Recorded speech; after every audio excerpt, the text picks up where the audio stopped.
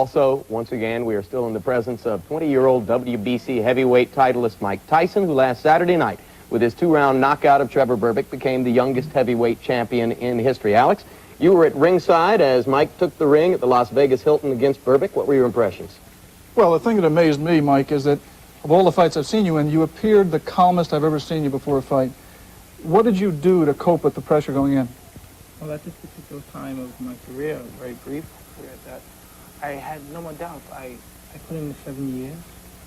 I trained. I went through the experience. Fought all the contenders that were qualified to fight and beat them. And there was no doubt in my mind I was going to win this championship. And I had that deep belief. You say it was a brief career so far, but Mike, this was the 28th fight for you because of the whirlwind schedule you followed. Let's take a look now at exactly how action took place as Mike Tyson and Trevor Berbick took the ring for round one at the Las Vegas Hilton. Mike, you weighed in at about 223, I believe, a couple pounds heavier than Trevor. All right, this is first round action. Get us started here and tell us what was happening. At this particular time, I was just going all out. I was just struck. I was a little excited, but I was confident if I landed the punch that he would go leery, and I was just planning on putting all the pressure on him as possible. Were you surprised that he did not try from the very beginning to stay away from you, Mike? I mean, he basically came straight at you.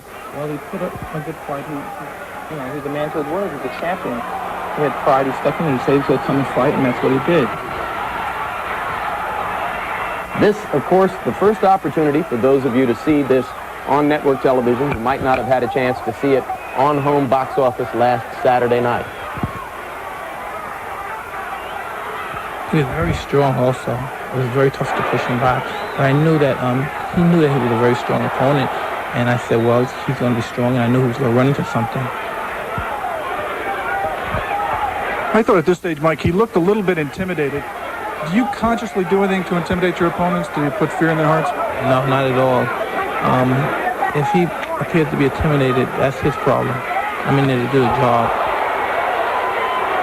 Mike, you didn't throw any body punches in round one. Were you conscious of wanting to go for the head right away? I had the intention of taking him out in the first round. I wanted to take him out in the first round. Why was that significant to you? Because I wanted to be somewhat of a spectacular finish and finish it quick. And at this point, you must have felt pretty confident that that was going to be the case. Most definitely, but he was holding me a great deal, and I was trying to give the referee a signal to he's holding and tell him to let me go. He also got your attention with a couple of punches, didn't he? Nothing to great significance, I would say. So you've been hit harder before?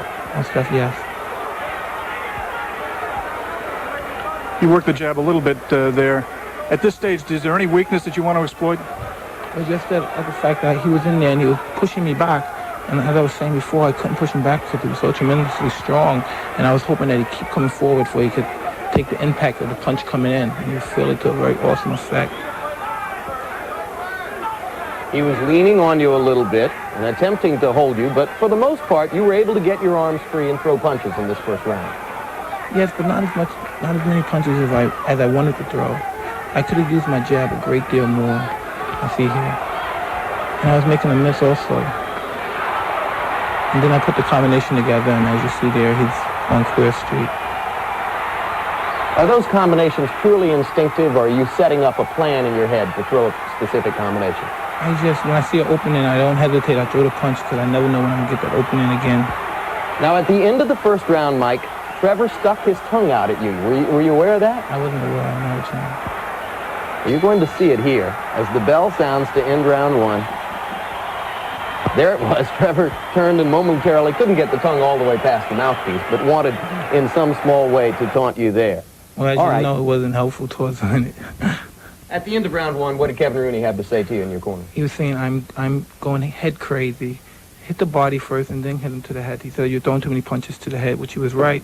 But then I said, okay, Kevin, don't worry about it, because I knew the fight, within a few more rounds, the fight was over. I really deep down believed he wasn't going to last this round. All right, Alex, let's take a look now at round two, and I'm sure at this point you were one of those who were convinced that Mike was going to make short work of Trevor Berbick. Yeah, he looked very powerful. He'd hurt him early in that round. I was very surprised, as was Angelo Dundee working Berbick's corner, that he continued to remain right in front of Michael. There's the right hand. And down goes Berbick. You can see how quickly Trevor scrambled to his feet after that knockdown, which had appeared inevitable basically from the opening seconds of round one. You had him hurt here, Mike, but you didn't rush in at him. You took your time coming in. No, because I was aiming mostly for here. Because that's how I dropped him the first time. I was aiming all my punches right behind the ear.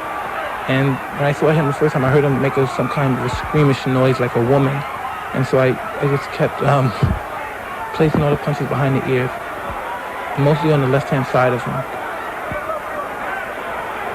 Are you still thinking at this point of what Kevin Rooney had said about throwing some body punches?